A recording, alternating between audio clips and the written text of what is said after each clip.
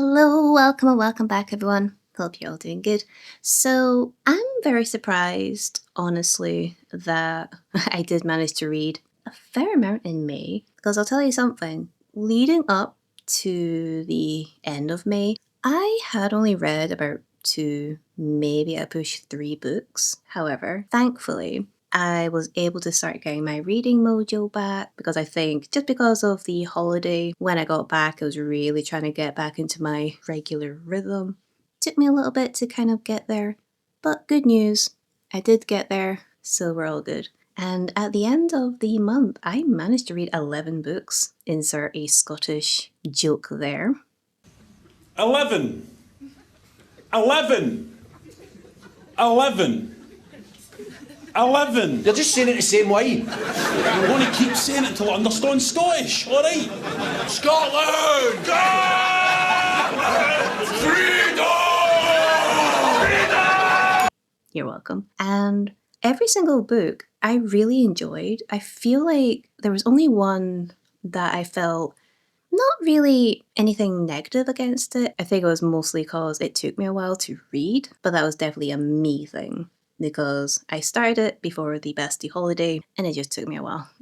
But overall, I read in total 6 audiobooks and 5 physical books, which I was very proud of myself for. And some of those audiobooks, I did do some tandem reading together with the audiobook, and I felt like that increased my enjoyment, so that was fun. But let's just get cracking. I'm not going to go in any specific order, just gonna get whatever is closest to me, grab it and talk about it. So let's go. So the first book I managed to listen to was Phantasma by Kaylee Smith. I'm trying to get it so it's not as shiny, but it's a shiny book. Weirdly shiny actually. And I rated this a 4.5 stars. I really enjoyed the overall plot of it. I really do feel like the narrator and the narration really enhanced the enjoyment. I love a narrator who can do the different voices. So Laura, good job. But the story, it gave me the Caravel vibes, which I think a lot of people do agree with, but on a more darker scale. And I'm very happy to say at the time of recording, I'm currently listening to Enchantra because I would like to try and get these finished because you guys can correct me. I'm fairly certain there will be a 3rd book. Quite curious as to who that'll follow, but hey ho. But the overall story revolves around Ophelia, and she has to go into Phantasma, which is a game made by the devils, in order to try and find her sister Genevieve. However, when she arrives at Phantasma, this kind of strange, elusive man who turns out to be a phantom, Phantasma, he makes a deal with her to make sure she survives, and that man is Blackwell. I'm not doing the jokes about the bookstore because quite frankly if I did, the bookstore would be rated T for teen or S for spicy. Pick your poison. But throughout the book you actually get to see a lot of her struggles with OCD. Now there is a note, at least on the narration, not sure if it's in the book, about how the author herself has OCD tendencies and how she feels like the depiction in this book, as much as it is quite over-exaggerated for story purpose, but it is a very real thing. And a lot of people find that OCD is quite a struggle. And I wouldn't say personally I would have very bad OCD, but I definitely have a little bit like, oh, that's not in the right place, I need to move it. But in the book, there's this like kind of shadow demon voice in her head. It's like, oh, if you don't tap the door 3 times, the person you love will die. It's kind of like forcing her to do things. And it does get a little bit dark. Without going into much spoilers, it is quite a dark, kind of like the voice in your head, that little like kind of demon on your shoulder trying to get you to do things when you know you shouldn't. So I felt like it was very well done in the story. And the only reason why I'm rating it just a slight half star off is because I found that the ending was very quick. Like, we had a reveal, and then to me it felt like 5-10 minutes later, and then the book was ended. I was like, oh, okay. But I really, really liked it. I think the narration really enhanced the enjoyment of the book. And I would definitely recommend for people who really enjoy Caraval that you should read this book. So very happy. The next book I listened to, now, again, not in any order as such, but I'm so happy that I've finally read / listened to the book, and that is As Good as Dead by Holly Jackson. Now, this means I have now finished another series, which I'm very happy about. I really enjoyed this book.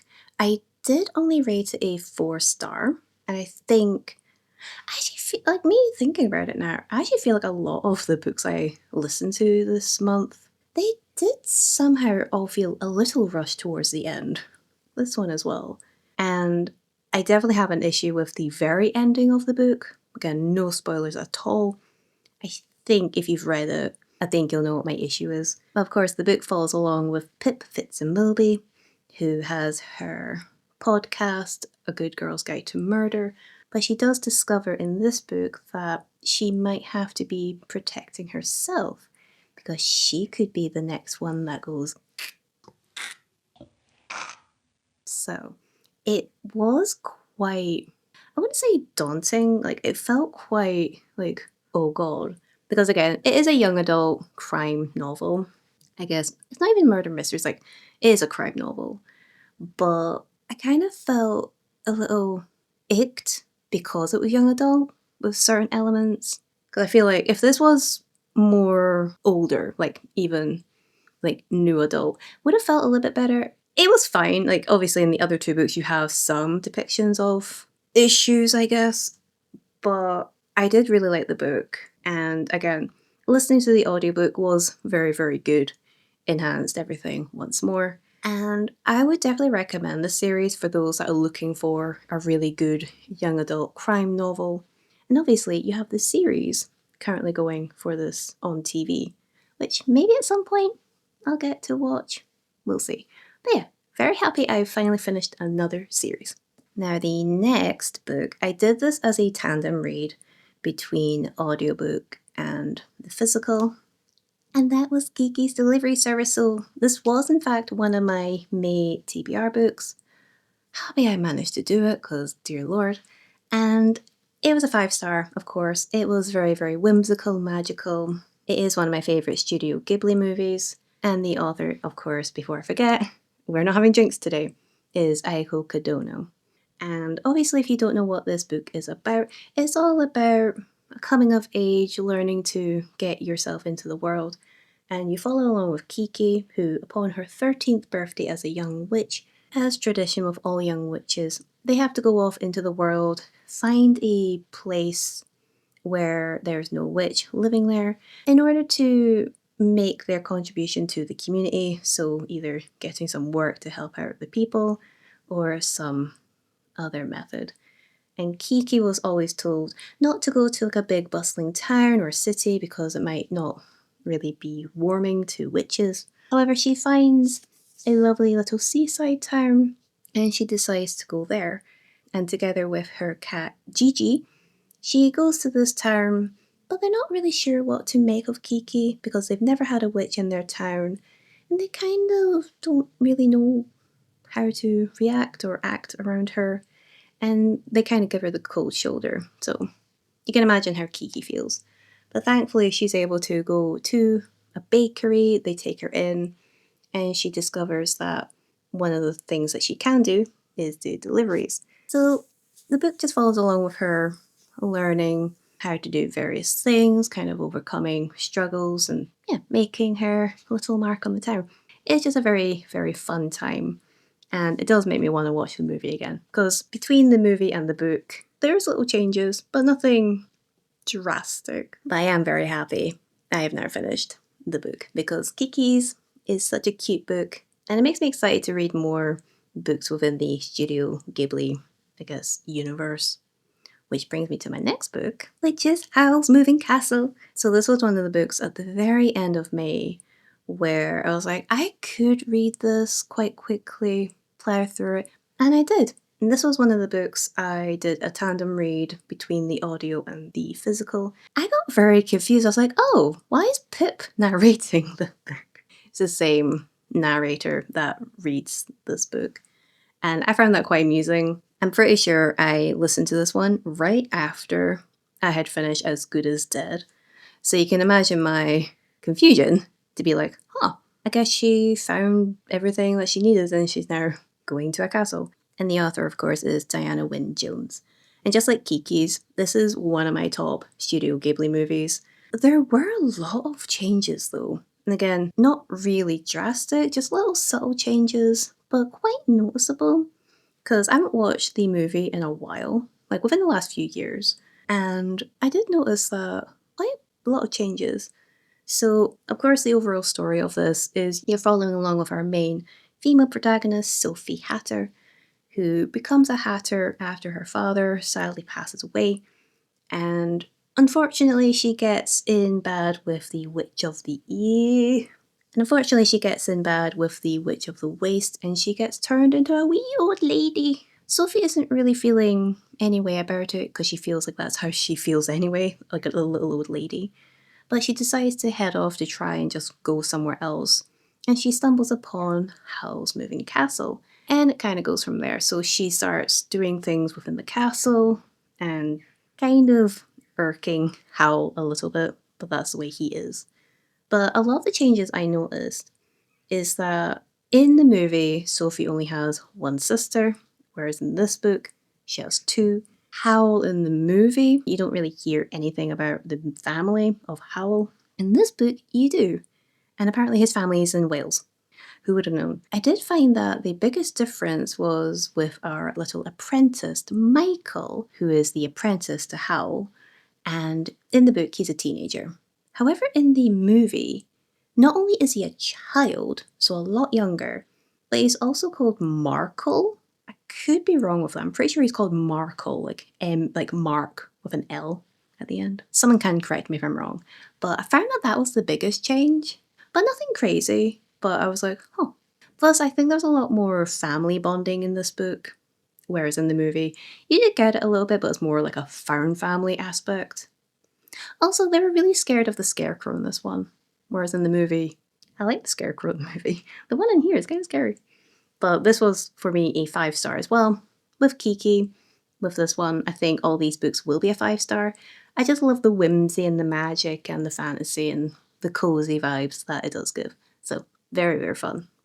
Now, the next book I read, so this is my main physical book. I finally got it. I did manage to get a copy of The Daisy Chain Flower Shop by, of course, Laurie Gilmore. 5 stars. Like, what can I say? And you know how I always say, oh, this is just like Stardew Valley, just a little bit spicy and romantic. This one has Elliot. So the entire time I'm reading this, I just keep visualizing Elliot. So I kind of felt a little bit like this was the love story between Elliot and Leia, right? That's how I felt. But of course, this one is following on with Daisy. She is the owner of the Daisy Chain Flower Shop. Duh. But she has had the issue where people think that she is cursed because every time people bought flowers from her store, within the next year or so, their marriage would disintegrate and they would get divorced. So her business isn't really doing too good. However, Elliot comes into the store at the same time as her ex-fiance. So there's a whole thing there. But in order to try and save face, Daisy and Elliot decide to wing it and become fake partners. So fake boyfriend, girlfriend. And the story goes from there. So it's not only Daisy trying to save face, trying to show the tyrant that she is not in fact cursed, but it's also for Elliot, who recently had a divorce and he's kind of been a recluse for several years. And it's to make sure that his mother and his brother kind of get off his back and to show them that he's doing fine. And you know, with any kind of fake relationship trope, you know they're going to fall in love. So, but it is very, very cute. They're both super nerdy, which I love. I'm like, and there was definitely a section in the book where they were in a bookstore and Elliot was like holding her books and I'm just like, my heart is so cute. This was for me a 5-star, like an instant 5-star. Like I think from like the second chapter, I was like, it's so cute. I love it. I'm really sad to think that there won't be any more stories in the world of Dream Harbor. I'm fairly certain that this is the last one because I believe her next series is going to be a bit more like a fantasy one. Werewolves? I believe the name is going to be Big Bad Wolf. So is it going to be like a Red Riding Hood retelling? I mean, I'm all for it. That sounds really fun. But yeah, very happy I got to read this book. I love. Now, I'll go on to some of the pure audiobooks I listened to before we go to my last two books, because the last two books are by the same author. I'd rather pair them together. So the first audiobook I listened to was Sacred Vow by Sheridan Ann. And I rated this a 4.5 star. I believe all of the audiobooks turned into a 4.5. I really like this one, so I got this one, I believe, from Podium Entertainment, so Podium Audio. So again, thank you. And I liked it. So there was definitely an age gap, kind of daddy trope vibes to the book. It was super spicy. It was, I think at some point when I was listening to it, I was like, oh, this is a smut book. I was all for it. But it also made me learn that, yeah, I have a really good poker face in public, because I believe I started listening to this during the bestie holiday. So in public, I was listening to it and I'm just like, okay, great. Internally, like, oh my god. Overall, I really like the story. I really like the dynamics between our main female protagonist and the male. So you're following along with Tilly. And Tilly, she attends quite lustrous establishments, shall we say. And she knows what she likes. And she knows that she really likes a silver foxed haired man called Caesar. However, she doesn't realize that it is her current boyfriend's father. And as much as she likes her boyfriend, she definitely likes him more. So there's a whole thing between Caesar and Tilly, and they make a vow, a sacred vow, to never fall in love. You know what's going to happen. They're going to fall in love. That's not even a spoiler. You know what's going to happen, right? But it was super spicy. I probably rate it more towards like 4-star spice, because it was spicy. It was really like, whew, very fun. But I really liked it. It makes me excited to read more or listen to more of Sheridan Ann's books in the future, because it really kept me hooked right up till the end. I was like, oh, super good. So yeah, really, really fun. The next audiobook I listened to was Vicious Secret by Morgan Bridges. I'm a sucker for Teddy Hamilton in every single way, but oh my god, Teddy Hamilton. Such a good book, 4.5 stars. And this was very much a dark academia, hidden society, secret society style book. And I didn't realize it being slightly academic, because it is set in like a school, university setting. But I was very, very happy to say that I enjoyed it, because I think that was like less to do with learning. I don't know what that says about me, but anyway. In the story, you have the dual narrative between our main female character, Delilah, and our main male character, Xavier. And Xavier is part of the Obsidian Order, which is a very illustrious society of assassins. And he has been tasked with protecting a boy to make sure he survives for reasons that we're not really privy to. However, in order to protect this person, he also has to get a little bit close to his sister, his adopted sister, Delilah. And Delilah is the kind of main female protagonist I love, because she is not afraid to speak her mind, and she knows what she wants. And she is not afraid. She is not afraid she's a badass. I loved her. And eventually Delilah, so you kind of start with them being a little bit younger, and then several years later, Delilah joins this university. Little to her knowledge that this is a thing. She eventually joins this university where her brother went to as well. He's kind of went off grid. He's not replying to her because he's away off doing society things. And she just wants to find out what's happening. And starts getting darker and darker and darker to the point where it's like, oh, that's spicy dark. Okay. But I really, really liked it. Really enjoyable, like very dark. And at the very end of the book, I was literally gripping the edge of my seat, like, oh my god, don't stop there. Don't stop there. To the point I went instantly into the second book, which is Vicious Society. So I didn't realize when I got these audiobooks that there was a second one. I mean, with the way that the secret one ended, I would have hoped there would be a second. Thankfully there was. So, but the first book, I got via the Libro influencer team, so thank you. And then I got the second one through BookBeat. I did like the second one a lot, though I did find it still at 4.5 stars for me. Really, really good. Kind of just goes straight on from the first book. But I did find the ending to be a little bit rushed again, but that's fine. There was definitely some darker theming within the second one, and I really enjoyed it still. So again, it's following along with Xavier and Delilah, and them trying to, I guess, get out of the society, because there's a whole thing within the Obsidian Order. Like in the first book, Delilah becomes a bride, which means that anyone in the Order can kind of use her as a bride. Again, dark theming, but it's a rule that brides can never be wives to anyone within the Order. But Xavier obviously would love to have her forever as a wife, so they're trying to figure out how to make that happen. And it's good. It's dark, but in a good way. But I feel like the books, like if it's a duology, I do genuinely believe that it could have just been one book. Sure, it would have been a long book, but if there was like a gap in between, sure. But there wasn't. It literally went off straight from the first book. It was very enjoyable. But definitely recommend it if you're looking for like a darker romance within a bit of an academic world. Very fun. And the last book I listened to was just a little cleanser, because I felt after all the kind of darker stuff I was listening and reading, I was like, let me have something cozy. So I decided to do a children's book, which was Cliffhanger by Jacqueline Wilson. I know I recently posted about my favourite childhood books, which I'll put the little Instagram to that in the description. And Cliffhanger was one from my childhood, which I do remember. And I was like, I wonder if there's an audiobook for various Jacqueline Wilson books.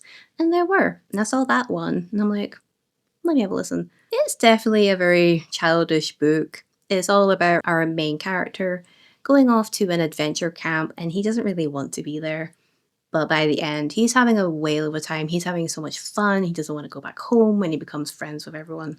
So it's a very fun book. It's about, I think it was only like an hour or two listening. And it was very, very funny. I'm like, oh god. But it's definitely the kind of book where if you were a child, you know that you'd just be laughing your head off at it. Because it's very childish. Very childish. But that's kind of the whole perk of children's books, right? You want it to be just a little bit silly.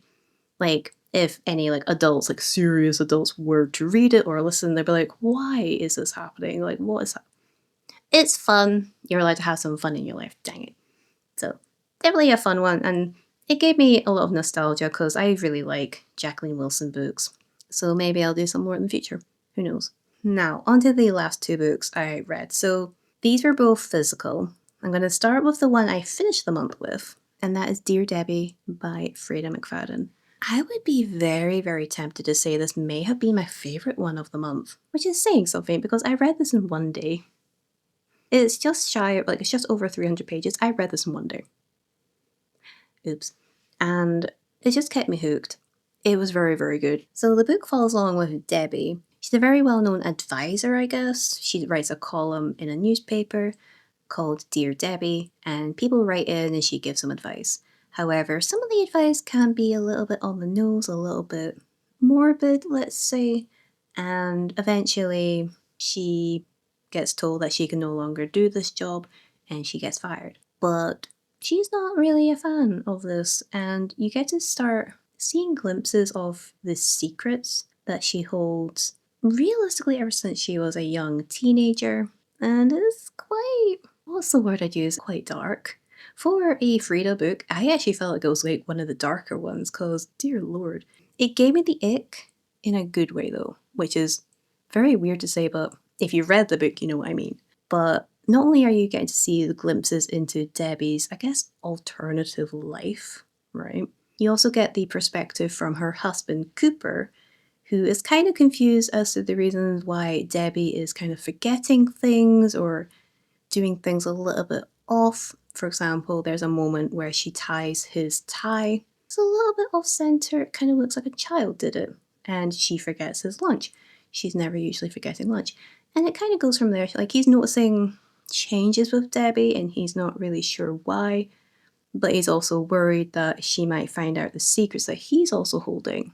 Now, you also get the perspective of Debbie's best friend, Harley. And Harley is one of the members at the gym. She's, I think, one of the instructors, I believe, at the gym that Debbie goes to. And she's really, really lovely. Debbie really enjoys having a friendship with her. However, Harley definitely has some secrets of her own, which may involve her husband. As with any Freda book, the twists in this one, it made me shook. I was kicking my feet. It was so good. But this book for me was a 5-star, and I don't think I've rated a Freda book 5 in a while. I genuinely don't remember the last one I did, but very, very, very good. And I would highly recommend this one. If you're wanting a book that feels very much like Housemaid, just a little bit darker. I felt this was darker than that, but very good. And the last book I read. Now, I'm doing this one last because I feel like this is the one that frustrated me the most, and you will probably realise why. I did finally finish it. Want to Know Secret by Freda McFadden as well. This was a 4-star. Now, if I was to be really honest, I would probably rate this a little bit lower, but I feel like the latter half of this book, when you got to part 2, I enjoyed it more from that point, so it kind of saved it for me. But I feel like it was a me thing where I just felt like it took me forever to read it. But I know that when I started it, it was just before the holiday, and then afterwards I just really didn't have time to physically read. I was very tempted to listen to it. I was like, I'd rather read it. Despite me taking forever to read this book, I don't know what it was. It just felt like it was a bit chaotic, but not in a fun way. So in the story, you're following along with April Matterson, and she is an influencer. She's a baker. She runs her own YouTube channel, talking and showing off recipes for different bakes, right? So kind of, I felt like that was very much a me thing. But throughout the story, you're seeing various changes and weird things happening where April feels like someone is messing with her. She's getting these random strange texts, trying to like out her secrets, so things that she's done in the past that she's not proud of. And I feel like it just keeps amping up, and it's not really explained as to the reason why. So it's like everyone just suddenly like randomly starts hating her and ignoring her, even her husband, even her new neighbor's husband, and even her new neighbor. They kind of just start being like really not nasty towards her, but I don't know, it just felt like it felt like it made no sense. But then in the latter half of the book, you can kind of see why. So I have a very big ick, right? So I'm actually going to do this as a little spoiler. So I'll put a thing, let's put a little thing here. So if you don't want to have like, I wouldn't say it's a major spoiler, but I'm going to put a thing here. So if you don't want to see this, skip. So my biggest ick in books is if you're reading it for such a long time and then you get to a point, it's like basically everything you read was a lie. So everything you just learned and listened and read and whatever, everything you just did was a lie. It is a complete farce. And here's the reason why. It pisses me off because it feels like, but why though? But why? Can you not at least have done it earlier? So, and for those that are back, hello. But overall, I did like the story. I felt like I kind of had a bit of a connection because of the influencing, baking, stuff like that, right? I would recommend this if you like that kind of story where things aren't as it seems and then you eventually find out why. I'm glad I read it, but God, it frustrated me. I was so happy when I was able to finish it. So for me, because of that, again, it is a 4-star, but it would realistically be one that would be lower. But regardless, I'm glad I did it. So as you can see, this is of course not all of the books. There was the couple I did as pure audio.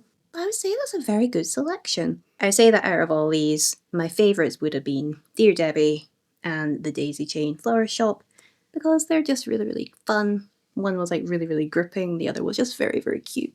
So I was very happy with the books I read. I'm just very glad I finished the Want to Know Secret book. Again, I'm just very happy I did manage to read as much, because quite frankly, up until the final week of May, I had only read 3 books. And then I kind of plowed through the rest of the books. When you're determined, you can do anything. And that is a good motto. Yeah, thank you all so much for being here. What you can do in the comments is let me know what books you also read in May, anything that you might think I would enjoy. And as always, if you want to let me know that you were here and don't know what to say, I don't think there is a poppy emote, but any sort of flower and scissors. So flower, scissors, because that kind of works well with both the favourite books of the month and then scissors, because that is the shears from Dear Debbie, right? It makes sense.